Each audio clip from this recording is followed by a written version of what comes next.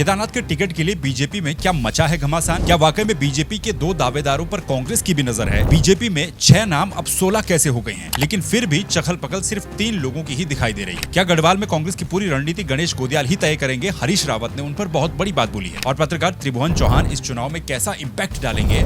आइए आज बात करते हैं केदारनाथ उपचुनाव के कुछ टॉपिक्स के ऊपर, जिनमें कुछ सूत्रों की खबरें भी छपी। आगे बढ़ने से पहले चैनल को अगर आपने अभी तक सब्सक्राइब नहीं किया है तो चैनल को सब्सक्राइब कर दीजिए, वीडियो को लाइक भी कीजिए और कमेंट में अपना ओपिनियन जरूर रखिए। केदारनाथ उपचुनाव आज 22 तारीख हो चुकी है। चुनाव का नोटिफिकेशन आज जारी हो जाएगा और उसके बाद नामांकन की प्रोसेस या फिर प्रक्रिया शुरू हो जाएगी और 29 तारीख तक नामांकन चलने वाले हैं। यानी कि अब 1-2 दिनों में भाजपा और कांग्रेस अपने अपने प्रत्याशियों के नामों का ऐलान कर देंगे। लेकिन क्या कांग्रेस की नजर कुछ उन लोगों पर भी है जो कि भाजपा से टिकट की दावेदारी कर रहे हैं और वहां पर उन्हें टिकट न मिलने वाली स्थिति में उन पर विचार कांग्रेस कर सकती है? इसकी भी चर्चा अब कुछ जगहों पर दबी जुबान में सुनाई दे रही है। अब भाजपा में दावेदार बहुत हैं, ऐसे में वो कौन से होंगे जिन पर हो सकता है कि कांग्रेस की भी नजर होगी, ये पता लगाना थोड़ा सा मुश्किल जरूर है। लेकिन अगर पता लग भी जाए तो कोई खुलेआम बोलने को तैयार नहीं होगा। इसीलिए अपनी अपनी दिव्य दृष्टि से आप उन नेताओं की पहचान कर लीजिए। कुछ को ये भी कहा जा रहा है कि ये तो चुनाव लड़ेंगे ही लड़ेंगे, चाहे कुछ भी हो जाए। अब वो भी कौन कौन से हैं, इसको भी देखने के लिए दिव्य दृष्टि की आवश्यकता होगी और अगर नहीं भी पता चल जाएगा तो कुछ ही दिनों में ये बात साफ हो जाएगी। लेकिन बीजेपी कांग्रेस की आगे बात करूंगा, उससे पहले एक ऐसे कैंडिडेट की बात जिसका लगभग चुनाव लड़ना तय है। हालांकि मैं सोच रहा था कि जब फाइनल कैंडिडेट सामने आ जाएंगे तो उसके बाद इन सब की चर्चा की जाएगी, लेकिन खैर तब करेंगे ही। थोड़ी सी बात आज कर लेते हैं। पत्रकार त्रिभुवन चौहान भी केदारनाथ विधानसभा का चुनाव लड़ने वाले हैं। ये घोषणा उन्होंने काफी पहले ही कर दी थी और आजकल वो लगातार अपनी विधानसभा क्षेत्र में भ्रमण भी कर रहे हैं, जनसंपर्क भी कर रहे हैं, लोगों से मिलजुल भी रहे हैं। पत्रकार त्रिभुवन चौहान उन मुद्दों को लेकर के लड़ रहे हैं जो कि मुद्दे कभी सॉल्व ही नहीं हो पाते हैं। वो कहते हैं कि बतौर पत्रकार उन्होंने जमीन को बारीकी से देखा है, कई बार क्षेत्र के मुद्दों को उठाने का प्रयास किया है, लेकिन हमारा काम सिर्फ मुद्दों को उठाना होता है, उनका समाधान करना सरकार और प्रशासन का काम होता है। लेकिन केदारनाथ क्षेत्र में स्थितियां काफी ज्यादा विकट हैं। राष्ट्रीय पार्टियों का ध्यान मुख्य समस्याओं की तरफ होता ही नहीं है। इसीलिए त्रिभुवन चौहान भी बतौर निर्दलीय प्रत्याशी इस चुनावी मैदान में अपनी ताल ठोक रहे हैं। कई जगहों पर उन्हें समर्थन भी मिल रहा है। त्रिभुवन इसी विधानसभा क्षेत्र के निवासी हैं। लगातार पत्रकारिता के माध्यम से क्षेत्र की समस्याओं को पहले भी वो उठाते रहे हैं और अब उन समस्याओं को अपने माध्यम से विधानसभा तक ले जाना चाहते हैं। त्रिभुवन चौहान निर्दलीय प्रत्याशी के रूप में अपना दावा ठोक रहे हैं। सोमवार को उन्होंने देहरादून में एक प्रेस कॉन्फ्रेंस की। इस प्रेस कॉन्फ्रेंस में यह कहा गया कि कई संगठनों ने उन्हें अपना समर्थन भी दिया है। राष्ट्रवादी रीजनल पार्टी के शिव प्रसाद सेमवाल, स्वराज सेवा दल के रमेश जोशी, उत्तराखंड बेरोजगार संघ के राम खंडवाल जैसे कुछ और संगठनों ने भी उन्हें अपना समर्थन केदारनाथ विधानसभा के उपचुनाव के लिए दिया है। अब निर्दलीय प्रत्याशी के रूप में चुनाव लड़ना त्रिभुवन चौहान के लिए मुश्किल जरूर होगा, लेकिन कठिनाइयों से लड़ करके ही नौका पार होती है। त्रिभुवन चौहान का इम्पैक्ट इस विधानसभा में कितना और कैसा होगा, ये आप कमेंट करके जरूर बताइए, क्योंकि केदार घाटी के बहुत से लोग मेरे वीडियोस देखते हैं और उन पर कमेंट भी करते हैं। तो लिहाजा कमेंट करके बताइए कि त्रिभुवन चौहान कितना इम्पैक्ट डालने वाले हैं।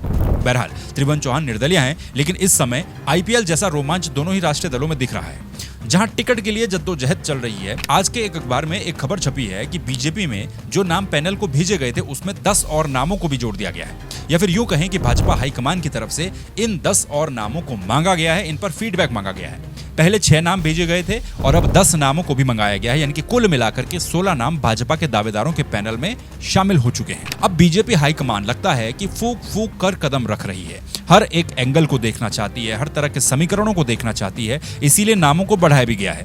जिस अखबार में यह खबर छपी है वहीं पर सूत्रों के हवाले से यह भी लिखा गया है कि पूर्व सीएम तीरथ सिंह रावत, पूर्व सीडीएस जनरल विपिन रावत की बेटी कीर्तिका और तारिणी, दिनेश बगवाड़ी, शकुंतला जगवाण समेत कई और नामों पर भी फीडबैक मांगा गया है। अब यहाँ एक और इंटरेस्टिंग बात यह भी छपी है कि इन सभी दावेदारों को यह भी बताया जा रहा है कि जिसको भी इस विधानसभा के उपचुनाव में टिकट दिया जाएगा उसे 2027 के विधानसभा चुनाव में टिकट नहीं मिलेगा, यानी कि इसी समय मिलेगा। ये बड़ी दिलचस्प बात है, क्योंकि यह अखबार एक प्रतिष्ठित अखबार है जिसमें खबर छपी है और पार्टी के सूत्रों के हवाले से छपी है, इसीलिए भी इस खबर के मायने काफी ज्यादा हैं।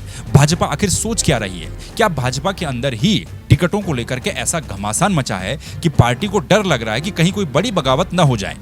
गढ़वाली में एक कहावत है कि भिंड बिरालो मबल मुसा नहीं मरेनन, जग भिंड बिराल के वंदन तो तक मुसा नहीं मरेनन। मतलब ज्यादा बिल्लियां अगर हो जाए तो चूहे नहीं मार पाती हैं। भाजपा में बहुत ज्यादा दावेदार हो चुके हैं और वो दावेदार आर पार के मूड में भी हैं। ये तो भाजपा के लिए खतरे की घंटी भी हो सकती है। और क्या इसीलिए ज्यादा नामों पर सोचा जा रहा है और क्या इसीलिए ये भी कहा जा रहा है कि भाई जिसको इस उपचुनाव में टिकट मिलेगा उसको 2027 के चुनाव में टिकट नहीं मिलेगा? वैसे तो ये खबर सूत्रों के हवाले से है, लेकिन यदि सही में है तो क्या ये सिर्फ बुथियाने वाली बात है कि इस बार देंगे तो अगली बार नहीं देंगे? इसी न्यूज आर्टिकल में एक कोने में ये भी छपा है कि कांग्रेस के पैनल में भी 2 भाजपा नेताओं के नाम शामिल हैं। अब ऐसी बातें तो ऑफिशियली कोई खुल करके कहेगा नहीं, लेकिन सूत्र गुपचुप तरीके से जानकारी दे ही देते हैं। भाजपा ने जिन 6 नामों को भेजा था, उनमें से बल 2 नाम कांग्रेस की लिस्ट में भी शामिल है। यानी कि कांग्रेस इसीलिए थोड़ा पीछे चल रही है कि वो वेट एंड वॉच वाली स्थिति में है कि वो देखना चाहते हैं कि बीजेपी किसे टिकट देती है और उसके टिकट देने के बाद कैसा माहौल बनता है, कैसा इंपैक्ट फैलता है, और उसके बाद कांग्रेस अपना कैंडिडेट तय करेगी या उस पर कोई फैसला करेगी। हालांकि दोनों ही पार्टियों का यह दावा है कि उनके यहां पार्टी जिसको भी टिकट देगी उसके लिए सब एकजुट होकर काम करने को तैयार हैं। अब कितनों में एकता दिखती है ये तो चुनाव के दौरान पता चल ही जाएगा और टिकट बंटने के बाद पता चल ही जाएगा। लेकिन ये तो तय है कि भाजपा में टिकट के लिए घमासान जरूर छिड़ा हुआ है। हालांकि कुछ सूत्रों के हिसाब से भाजपा में आशा नौटियाल, ऐश्वर्या रावत और कुलदीप रावत, ये 3 नाम हैं जो टॉप पर हैं। अब इसमें से 2 ऐश्वर्या रावत और कुलदीप रावत पिछले दिनों मुलाकात भी कर चुके हैं, फोटो को सोशल मीडिया पर भी डाल चुके हैं। कुलदीप रावत तो अपने इंटरव्यू में ये भी बोल रहे हैं आजकल कि उन्होंने अपने समर्थकों और कार्यकर्ताओं को, उन कार्यकर्ताओं को जो उनके साथ 2 चुनावों से डटे रहे, उनको स्टैंड बाय पर भी रखा है। अगर उन्हें टिकट नहीं मिलता है तो फिर कार्यकर्ता और समर्थक ही तय करेंगे कि उन्हें आगे क्या करना है। जैसा हर कोई नेता कहता है, टिकट के पहले कुलदीप रावत 2 बार निर्दलीय चुनाव लड़े थे, दोनों ही बार उन्होंने कड़ी टक्कर दी थी, इसीलिए उनको इग्नोर करना भी बीजेपी के लिए आसान नहीं होगा। आशा नौटियाल पुरानी नेता रही हैं, पहले भी विधायक रह चुके हैं, इसीलिए वो भी शालीनता से, बहुत ही शालीन तरीके से अपनी दावेदारी कर रही हैं। अनुशासन में पार्टी के दायरे में रहकर के अपनी दावेदारी कर रही हैं। उनकी दावेदारी में एग्रेसिव अप्रोच दिखाई नहीं दे रही है, ये उनका प्लस पॉइंट भी हो सकता है। ऐश्वर्या रावत लगातार पार्टी और पदाधिकारियों पर भी सोशल मीडिया के जरिए और अपनी कैंपेनिंग के जरिए दबाव बना रही हैं। जिस तरीके का माहौल बनाने की वो कोशिश कर रही हैं, वो दिवंगत विधायक की भी बेटी हैं। उनकी एक्टिवनेस पिछले कुछ दिनों में बहुत तेजी से बढ़ी है कि उन्हें भी इग्नोर नहीं किया जा सकता है बीजेपी की तरफ। कर्नल कोठियाल भी घूम तो रहे हैं, लेकिन इतना चार्म कर्नल कोठियाल में नजर नहीं आ पा रहा है। भाई, नेता बनने के लिए, फिर टिकट लाने के लिए एक माहौल बनाना पड़ता है अपने आसपास, और वो माहौल धरातल पर सिर्फ इन 3 लोगों का ही दिखाई दे रहा बीजेपी में, जो मैंने आपको बताया, आशा नौटियाल, ऐश्वर्या रावत और कुलदीप रावत।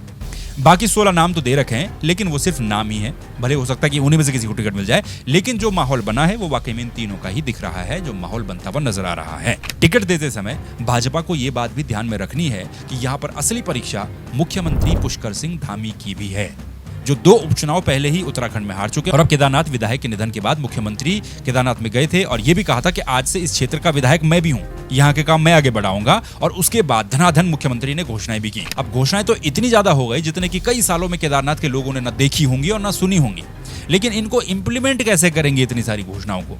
केदारनाथ बहुत हाई प्रोफाइल विधानसभा इसलिए भी बन गई है कि एक तरफ तो मुख्यमंत्री ने कह दिया कि आप लोग ये ना सोचे कि आपकी विधायक अब नहीं रही हैं, मैं भी आपका विधायक हूं और मैं आपकी विधानसभा के लिए भी काम करूंगा। तो एक तो सीएम वहां के विधायक बन गए, दूसरा सीएम ने उसके बाद 5-5 मंत्रियों को भी केदारनाथ विधानसभा में जिम्मेदारी दे दी, उन्हें लगा दिया। अब इतने लोग जब एक ही विधानसभा में लगे रहेंगे और उसके बाद भी बीजेपी यहां पर जीत नहीं पाई, तो सोचिए फिर मंजर क्या होगा। और अयोध्या, बद्रीनाथ के बाद भोले की नगरी भी बीजेपी को नकार गई, ये वाला एंगल और नैरेटिव तो जुड़ी जाएगा। इसीलिए कैंडिडेट भी ऐसा होना चाहिए जो थोड़ा सा धांसू हो, प्लस इसमें डैमेज कंट्रोल भी करना पड़ेगा बीजेपी को। वहीं कांग्रेस में मनोज रावत की दावेदारी को सिर्फ एक नाम हरक सिंह रावत से खतरा नजर आ रहा है। पिछले दिनों हरक सिंह रावत का नाम कांग्रेस में दावेदारी के लिहाज से बड़ी ही तेजी के साथ चला। हालांकि पर्यवेक्षकों को 12 लोगों ने अपनी अपनी दावेदारी दी है, लेकिन हरक सिंह रावत वाले एंगल को भी यहां नकारा नहीं जा सकता है कांग्रेस के अंदर। जिस तरह से बीजेपी के लिए मैंने कहावत बोली थी कि भिंड बिरादो ममूसा नहीं मरेंदन, वही कहावत कांग्रेस में भी इंप्लीमेंट होती है, लेकिन यहाँ पर कैंडिडेट नहीं, यहाँ पर पार्टी के जो बड़े नेता हैं उनके लिए ये कहावत इंप्लीमेंट हो। खबर ये है कि कांग्रेस के पर्यवेक्षकों ने अपनी रिपोर्ट प्रदेश प्रभारी कुमारी शैलजा को भेज दी है। अब वो इनके साथ एक मीटिंग करेंगे, वर्चुअल मीटिंग करेंगे और फिर आगे की कार्रवाई की जाएगी, टिकट को तय किया जाएगा। लेकिन जैसा कि मैंने पहले कहा, सूत्रों ने यह भी कहा था कि बीजेपी के 2 दावेदारों पर भी कांग्रेस की नजर है। कांग्रेस के अंदर भी गुटबाजी की खबरें आपने कई बार सुनी होंगी, लेकिन अब पूर्व सीएम हरीश रावत ने खुलेआम एक बड़ी बात कह दी है, जिससे ये लगता है कि क्या अब कांग्रेस के दिन बदलने वाले हैं या फिर वो मतलब एकजुट होकर के काम करने वाले हैं। एक इंटरव्यू में जब हरीश रावत से केदारनाथ के प्रत्याशियों के बारे में पूछा गया तो उन्होंने कहा कि गढ़वाल में कांग्रेस को एक लंबे समय से कोई मजबूत नेता मिल नहीं रहा था, लेकिन इस लोकसभा के चुनाव में गणेश गोदियाल ने खुद को साबित करके दिखाया कि वो गढ़वाल के एक मजबूत नेता बन रहे हैं, भविष्य में बहुत बड़े नेता भी बनेंगे। इसीलिए मैंने ये सलाह दी कि सब कुछ गणेश गोदियाल पर छोड़ दिया जाए, या फिर छोड़ दीजिए, वो जिसको कहेंगे उसको टिकट दीजिए और सब एकजुट होकर के गणेश गोदियाल के पीछे लग जाइए। ठीक इसी तरह से बद्रीनाथ में सब लखपत बुटोला के पीछे लग गए थे और वहां पर कांग्रेस को जीत मिली थी। यहां पर भी लगेंगे तो फिर जीत मिलेगी, ये बातें कही हरीश रावत ने। इस समय केदारनाथ की जनता और बाबा केदारनाथ का आशीर्वाद कांग्रेस के साथ है। हरीश रावत के इस बयान से लगता है कि गणेश गोदियाल की टिकट वितरण में, यानी कि टिकट बंटवाने में, देने में अच्छी खासी चलने वाली है। और लोग ये कहते हैं कि अगर गणेश गोदियाल की चली तो मनोज रावत का टिकट पक्का है। अब ये तो कुछ दिनों में पता चल ही जाएगा कि किसको टिकट मिलेगा, किसको नहीं मिलेगा, लेकिन कई बार राजनीति में ऐसा होता है कि जो दिखता है वो होता नहीं है, बल्कि होता कुछ और है। फिलहाल टिकट की दावेदारी पर घमासान मचा है। आगे जो भी अपडेट रहेंगे उसको लेकर के आपके बीच में हम आते रहेंगे। आपका क्या कहना है और क्या सुनना है इधर उधर से, कमेंट करके जरूर बताइए। बाकी माहौल क्या चल रहा है आपके विधानसभा क्षेत्र में, मुद्दे क्या क्या हैं, ये भी जरूर कमेंट बताइए। फिर मुलाकात होगी किसी दूसरे वीडियो में दूसरे टॉपिक के साथ। तब तक के लिए नमस्कार, अपना ख्याल रखिए।